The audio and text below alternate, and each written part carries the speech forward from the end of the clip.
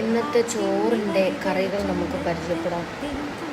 ഇത് തക്കാളിക്കറി, ഇത് ചെമ്മീനും മാങ്ങയും കൂടെ വെച്ച കറി, ഇത് അമ്മയുടെ മാങ്ങ അച്ചാർ,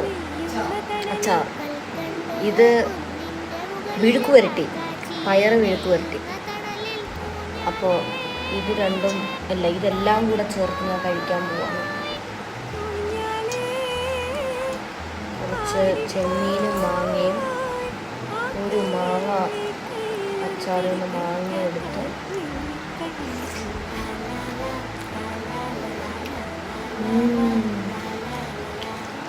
സൂപ്പർ.